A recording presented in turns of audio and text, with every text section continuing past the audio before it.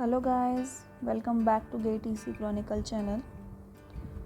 अभी 2014 का क्वेश्चन कर रहे हैं हम। 2 मार्क्स के लिए आया था ये। इसमें आपको दिया है कॉमन कलेक्टर एम्पलीफायर। उसका बेसिक सर्किट आपको इस टाइप से गिवन है। एमीटर में एक RE लगा हुआ है। कॉमन कलेक्टर है तो आउटपुट हम एमीटर से लेंगे और बेस पे आपको Vin दी हुई है। आपको बोल रहा है कि एक्टिव रीजन में काम कर रहा है। जो मेरा एम्पलीफायर है एक्टिव रीजन में काम कर रहा है। इसका करंट IC है, VB इसकी बेस टू एमीटर वोल्टेज है और VT इसकी थर्मल वोल्टेज है और GM R0 भी आपको पैरामीटर दे रखे हैं।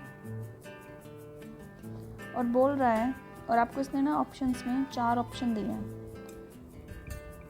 इन चारों ऑप्शन में से आपको बताना है कि कौन सा ऑप्शन सही है सच दैट इसका जो वोल्टेज गेन है ना वो कांस्टेंट रहे। कॉमन कलेक्टर का वोल्टेज गेन कांस्टेंट रहे, उसके लिए कौन सा कंडीशन सेटिस्फाई करेगा।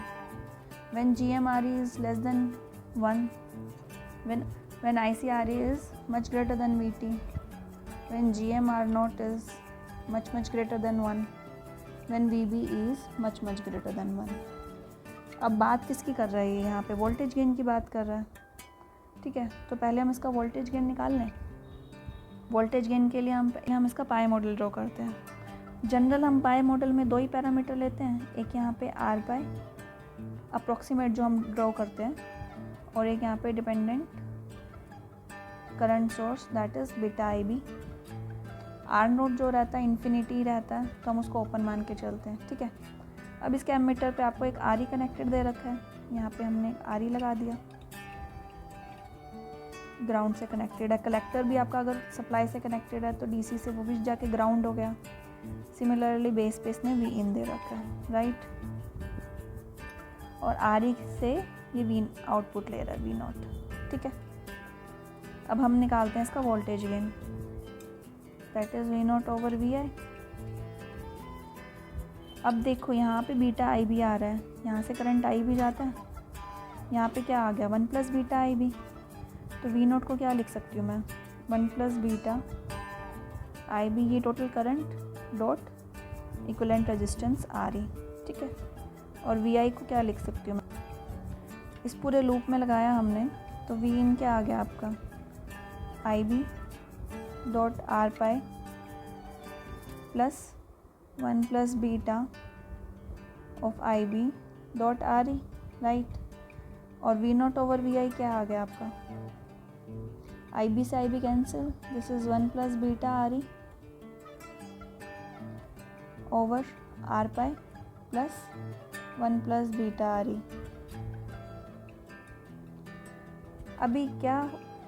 अभी आपको दे रखा है कॉमन कलेक्टर। कॉमन कलेक्टर का जनरल वोल्टेज गेन क्या रहता है, लेस देन 1 रहता है। आइडियल के केस में यूनिटी रहता है ना। अब आइडियल के केस में यूनिटी है तो दैट मीन्स ये जो 1 प्लस बीटा RE है ये ग्रेटर देन R पाई होना चाहिए, सच दैट इसको हम फिर इग्नोर कर दें तो ये आइडियल केस में 1 हो जाएगा, है ना। अभी आपका वोल्टेज गेन किस पे डिपेंड कर रहा है, RE पे, R पाई पे, बीटा पे। बीटा आपका किसी भी एम्पलीफायर के लिए कांस्टेंट होता है, इससे डिपेंडेंसी हटा दी हमने। डिपेंड कर रहा है R पाई पे और RE पे। RE से हमें डिपेंडेंसी हटानी है इसकी, RE हम वेरिएट कर सकते हैं।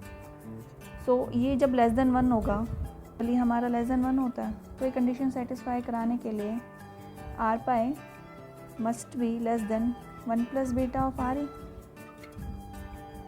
जब ये ग्रेटर हो जाएगा तो इसको हम इग्नोर कर देंगे, तो ये आइडियल केस में 1 बन जाएगा। ठीक है, R पाई का जनरल फॉर्मूला क्या होता है, बीटा ओवर GM।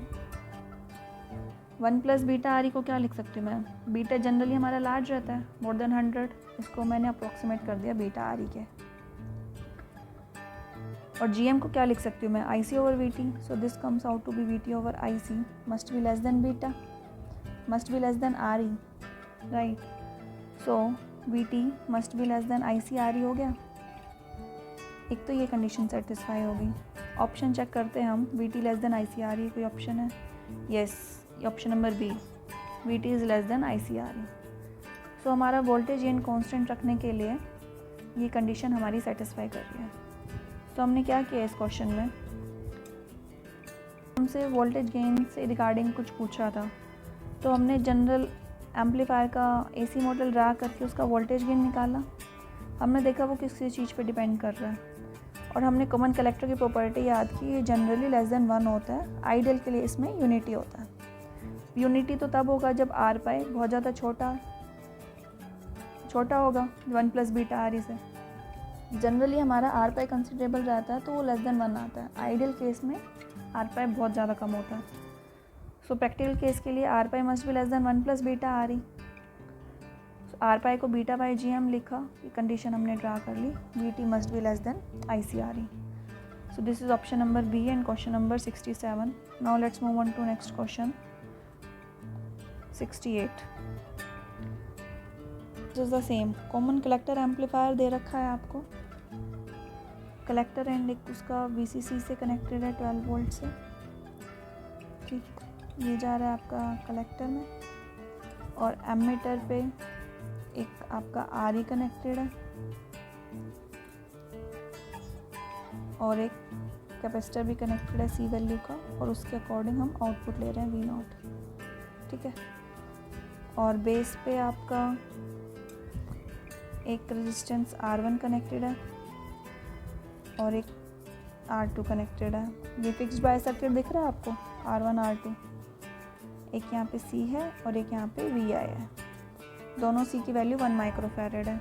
R1 आपको 5 किलो ओम दे रखा है, R2 10 दे रखा है, और RE 1 किलो ओम है। कि बीटा बहुत लार्ज है इसका, राइट, और नेग्लिजिबल VCE है, और VB दे रखा है आपको 0.7। The maximum undistorted output peak to peak output voltage आपसे पूछी हुई है इसमें। अब आपको पता है कॉमन कलेक्टर है, तो इनपुट कहाँ आएगी मेरी बेस पे, यहाँ वाली इनपुट रहेगी, और एमीटर से हम आउटपुट लेंगे V0। जब आप DC करोगे तो ये क्या हो जाएगा, ये आपके कैपेसिटर ओपन हो जाएंगे, हटा दूँ मैं, तो इस AC V0 और VI की कुछ नहीं रही। ये इसमें लगाना था, बच्चे यहीं कंफ्यूज हो जाते कि ओमेगा 0 हो गया तो इनफाइनाइट हो गया, तो V0 और VI बचा नहीं। उसने कॉमन कलेक्टर आपको इसलिए दिया है ताकि आप माइंड यूज़ करो कि बेस पे दे रखा है इनपुट और आउटपुट हमने वहाँ से लेनी है। सो VB क्या हो गया, इसका इनपुट हो गया, और V0 आउटपुट हो गई आपकी। ठीक है, तो अब इसका हम R थेवेनिन और V थेवेनिन निकाल लें DC मॉडल जब ड्रॉ करेंगे। तो ये क्या हो गया, R1 parallel R2, that is 10/3 बन गया आपका, 5 पैरेलल 10, और V थेवेनिन कितना हो गया, जितने वोल्टेज R2 के क्रॉस है, that is 10 × 12 divided by 15, that comes out to be 8 volt. ये V थेवेनिन से आपका VB है ना। तो अब इसका मैं एक बार DC ड्रॉ करूँ तो ये कैसा बनेगा, ये डायरेक्ट कनेक्टेड हो गया आपका। यहाँ पे है आपका RE, इसी के क्रॉस हम V0 ले रहे हैं, और एक यहाँ पे R थेवेनिन दिया हुआ है आपको, और एक यहाँ पे आपको V थेवेनिन दिया हुआ है। ठीक है, और यहाँ पे है 12 वोल्ट। यहाँ पे क्या है आपका VCE, यहाँ पे क्या है आपका VBE। बीटा लार्ज है, IB 0 होगा, beta large IB 0, I = IC आ गया आपका। इसको मैं इस लूप में अगर मैं इक्वेशन लगाऊं तो क्या बन गया, VTH। अब यहाँ से करंट 0 है तो इसके अक्रॉस वोल्टेज कितनी होगी, 0 = VBE + IRE। यहाँ से I करंट जाएगा ना आपका, और IRE क्या है आपका, V0 ही है बेसिकली। ठीक है, VTH है 8, VBE है 0.7, V0 कितना आ गया आपका, 7.3 वोल्ट, राइट। अब जो मेरा V0 है वो 7.3 उसकी एवरेज वैल्यू है। अगर ये 0 है तो ये 7.3 यहाँ पे जाएगा। यहाँ पे एक मेरा फिक्स है, इस वैल्यू के अराउंड वो फ्लक्चुएट करेगा। पीक टू पीक पूछिए, साइनोसॉइडल हम ले लेते हैं, कुछ वेरी करेगा, लेकिन इसका एवरेज पॉइंट क्या रहेगा, 7.3। ठीक है, V0 मेरा 7.3 हो गया। अब 7.3 से कितना वेरी कर सकता है ये ऊपर नीचे। अब आप ये वाला लूप देखो, 12 equals to VCE plus V0। अब VCE सैचुरेशन में है तो सबसे मिनिमम वैल्यू सैचुरेशन में होती है, उसके लिए इसने कितनी दे रखी है, VCE 0 दे रखी है, 0 प्लस V0, तो V0 की मैक्सिमम वैल्यू कितनी होगी 12, तो मैक्सिमम कितना जाएगा 12। सिमिलरली मिनिमम कितना जाएगा, अगर आप देखो ये क्या है 4.7 का ही पीक जा रहा है, तो डाउन भी कितना आ रहा है आपका 4.7 का ही, ठीक है। 7.3 उसकी एवरेज वैल्यू थी, मैक्सिमम 12 जा सकती है, ठीक है। एक पीक निकाल ली हमने। इधर का ये VPP अब कितना रहेगा, पीक टू पीक क्या हो गया, V peak to peak output कितनी होगी 4.7 into 2, that is comes out to be 9.4 volt. अगर आपसे मैक्सिमम वैल्यू पूछता तो वो 12 आती, ठीक है, और मिनिमम वैल्यू पूछता तो 7.3 माइनस 4.7 दैट इज 2.6 आती। So this is your answer, right? तो हमने क्या किया इस क्वेश्चन में, आपको बीटा लार्ज दे रखा था, एक एम्पलीफायर ड्रॉ किया हमने, जो उसका DC एनालिसिस किया, IB 0 लिया, उससे हमने इनपुट वोल्टेज निकाला, उसका VTH, आउटपुट वोल्टेज हमें चाहिए उसकी पीक टू पीक वैल्यू, उसकी हमने एक एवरेज वैल्यू निकाल ली, दैट मीन 7.3 आई। अब जो भी फ्लक्चुएशन होएगा 7.3 के अराउंड होएगा। अब कितना फ्लक्चुएशन हो सकता है, VC आपको नेग्लिजिबल गिवन है, नेग्लिजिबल VC दैट मीन 0, तो उस केस में V0 की मैक्सिमम वैल्यू कितनी जा सकती है 12 गई, जितनी मैक्सिमम गई ऊपर गई है वैल्यू उतनी ही नीचे आएगी ना, तो 7.3 से 12 जाने में लगा 4.7, नीचे भी 4.7 आ सकती है, 2.6 तक आ सकती है। सो पीक टू पीक कितना हो गया 4.7 into 2 that is 9.4 volts. This was also a good question, 2 marks के लिए आया था, totally worth it.